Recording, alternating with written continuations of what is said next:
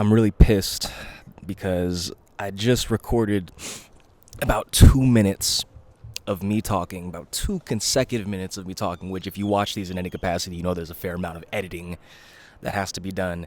And then I looked down to my computer right there and then realized Audacity was not running. So now I have to do it all over again, which it's spring training for everyone, as everyone likes to say. But before we get into today's game, a bit of housekeeping to get into on the injury front.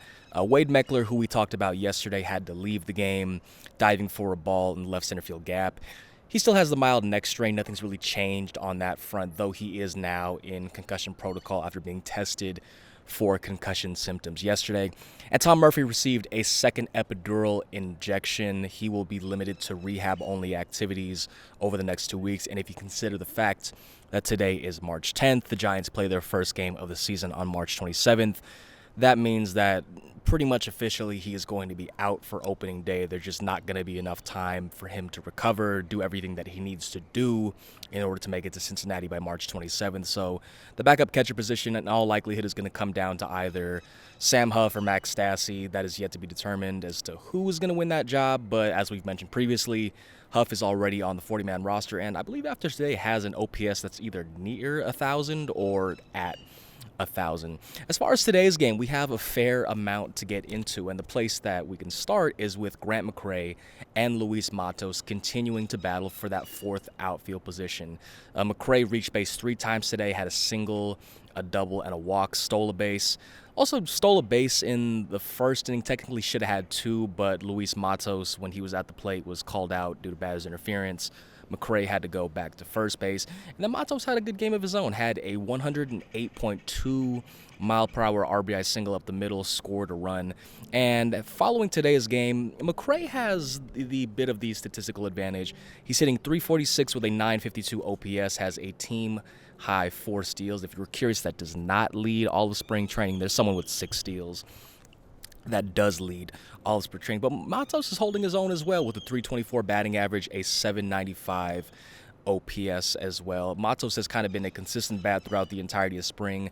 McCray did struggle a little bit to begin the year, but has really picked it up over the last couple games. As of right now, if you had to pick between the two, it would make a little more sense to go with Matos, considering you have Mike Yastrzemski in right field, and on the days where the opposing pitcher has a left-hander on the mound, you can easily slide Matos in to right field, considering Yastrzemski isn't great against left-handed hitters, while Matos has a pretty solid OPS against left-handers in his brief major league career. McCray is definitely the toolsier of the two, in my opinion. He has elite speed. He, in his own opinion, believes that he is the fastest guy on the team, although the numbers that are publicly available might lean a little bit towards Tyler Fitzgerald, though, you know, if me personally, I would love to see them in a foot race. Would never happen, but I would love to see it. But he does have the elite speed. He does have the above average, if not elite arm strength.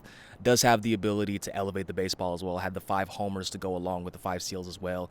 The big thing with McCray is going to be reducing those strikeouts and just getting on base in general. Last year, he struck out 43.1% of the time. And if you can even get that down to just a third of the time and get it to a point where he's on base, even in the low 300s, that puts him in position to do what he does best, which is steal bases. And I can't remember the exact quote that he told us from today. I'll post it on here, but I think he said something to the effect of he wants pitchers to work more, he wants them to throw over the first more, because stealing bases for him these days is just a bit too easy. Just a bit too easy for potentially the fastest guy on this team. The Giants had Logan Webb starting for them today. He threw the most innings that he's thrown in a Cactus League game so far. That would be 4 2/3 innings, allows 2 earned runs. But the most intriguing element of Webb's start to me from today was his changeup velocity. It was a whole 2 miles per hour slower compared to where it was last year.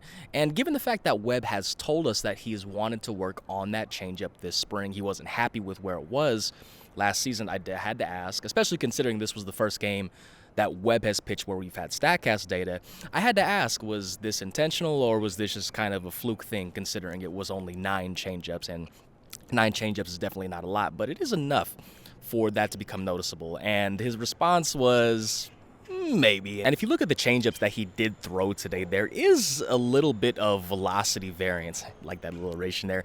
There is some velocity variance. Some of them were in the lower 80s and some of them were in the higher 80s. He said that from the way that he talked about the changeup, it sounded like he would prefer if it was in the lower 80s range because that allows the shape of the pitch to be better. That being said, the home run that he did allow today did come on a changeup that was 83 miles an hour. But again, this is something that we don't have to stop monitoring just because it's spring training. It is going to be something that we continue to follow throughout the course of the regular season. And speaking of the regular season, someone that we could potentially see in the regular season with the Giants on day one is Hayden Birdsong, who threw 3 scoreless innings today, 4 strikeouts, pitched so efficiently today, in fact, that the Giants actually sent him to the bullpen following the game. He closed out the game.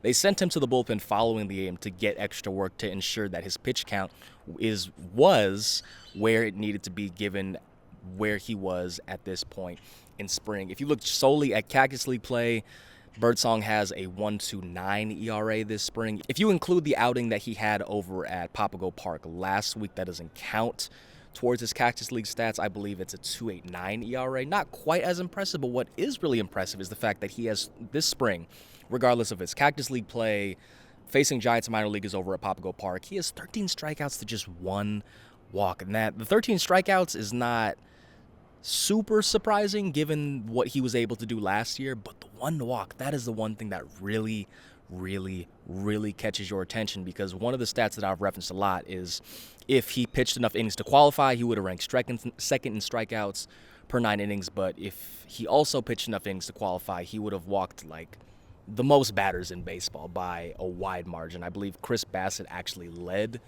the league with like 3 walks per game, and Birdsong was up to like 5.8. So that is a bit of an extreme in that regard. I don't think he's going to just drastically cut his walks from, walking nearly 6 guys a game to walking, less than 1 per 9 innings or whatever that math would shake out to. But if it is in a more manageable spot, if he's filling up the strike zone, especially with the fastball, that might give him an edge over Kyle Harrison and Landon Roop as we're looking at this 5th spot in the rotation competition. And speaking of Harrison, didn't pitch over here at Salt River Fields today, which makes sense because Webb was on the mound, Birdsong was on the mound. There just weren't going to be enough innings to go around. But his final line over at Papago Park was 3 2/3 innings, only allowed 1 earned run, but did allow 5 hits, 2 walks, and had 3 strikeouts as well.